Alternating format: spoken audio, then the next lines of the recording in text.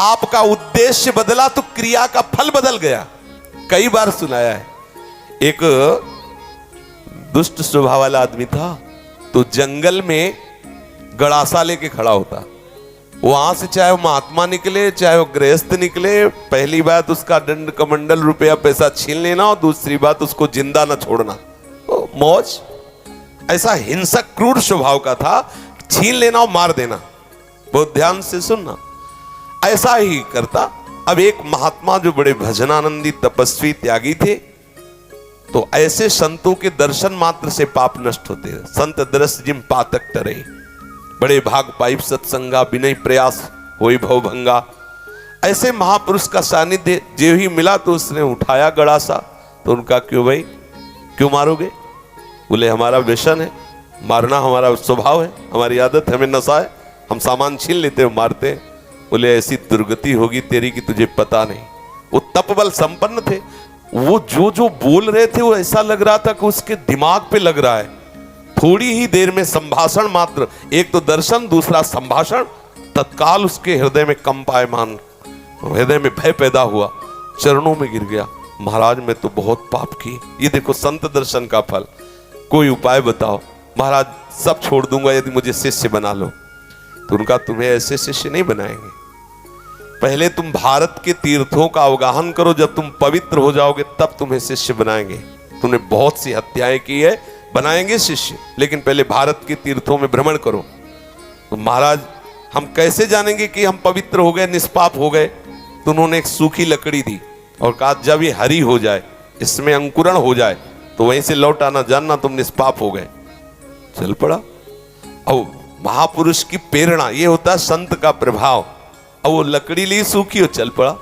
10 kilometre चला होगा तो एक जंगल में एक बहुत बड़ा बट वृक्ष था, बरगद का, बहुत बड़े बड़े पेड़, बरगद के बहुत बड़े, उसकी जड़ से आके शाखाओं से नवीन वृक्ष की रचना, बहुत बड़ा वृक्ष था। उसी के नीचे सोचा रात्रि काट लेते हैं, फिर हम तीर्थ यात्रा में जाएंगे। उसी के नीचे तो 4 बदमाश ऊपर चढ़े हुए थे, चोर, और वो समीप वाले गांव में चारों तरफ से आग लगाने का प्लान बना रहे थे कि तुम दक्षिण की तरफ से आग लगाना, तुम उत्तर की तरफ से आग लगाना, और फिर जो निकलेगा उनको मारेंगे, ऐसा ऐसा। उसने सोचा इतने पाप किए हैं, अब तीर्थ यात्रा तो जा ही रहे, इन 4 को और मार देते हैं, क्योंकि ये 4 मरेंगे तो पूरा गांव बच जाएगा। अब जो तीर्थ ही जा रहे हैं तो जब 50-100 वो मारे तो 2-4 इनमें क्या जाता है। उन्होंने आवाज लगाई, ये सुनो तुम्हारा प्लान ठीक नहीं है। तो देखा कि कोई हमारे प्लान को सुन लिया, तो उनका देखो हम तुम्हारे गुरु हैं इस बात के, जीवन हो गया गड़ासा चलाते हुए, मुझे पता है तुम फंस जाओगे, नीचे उतरो। अब एक साथ थोड़ी उतरेंगे, एक एक उतर। बड़ा वृक्ष था तो जड़ की आड़ में उसको पता था, मारने का अभ्यास था, बिना अस्त्र शस्त्र के हाथ ही से मार दिया, 4 को मार दिया। मारा, सोचा अभी यहाँ तो हमने हत्या कर दी, अभी यहाँ नहीं रुकेंगे, आगे जो ही लकड़ी उठाया तो हरी हो गई।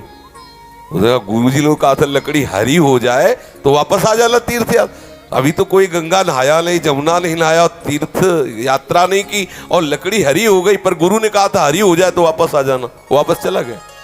जो ही पहुंचा, कहा गुरुजी दंडवत। बोले तीर्थ यात्रा के लिए भेजा था, वापस कैसे आ गए? बोले आपने कहा था जहां आपकी लकड़ी हरी हो जाए वहीं जान लेना पवित्र हो गए। तो गुरुजी लकड़ी तो हरी हो गई। तो बोले किस तीर्थ में लाए? बोले ला आया नहीं, 4 को और मार दिया। बोले 4 को मार दिया तो और पाप बढ़ना चाहिए, कैसे क्या? तब उन्होंने बताया पूरे गांव की रक्षा करने के भाव से मैंने 4। तो बोले देखो बेटा, अभी तक अपने स्वार्थ के लिए मारते थे, उद्देश्य था आपको अपने स्वार्थ का, तो वो पाप हुआ। लेकिन पूरे नगर के गाय बैल जीव जंतु स्त्री पुरुष बच्चे सबकी रक्षा का उद्देश्य रख के 4 को मार दिया, तो वो महापुण्य हो गया। अब समझे, क्रिया वही है, उद्देश्य बदल गया तो फल बदल गया उसका। आप गृहस्थ में जो क्रियाएं कर रहे हैं वही क्रियाएं प्रभु के लिए करने लगे, उद्देश्य बना ले प्रभु की प्रसन्नता, बात बन गई।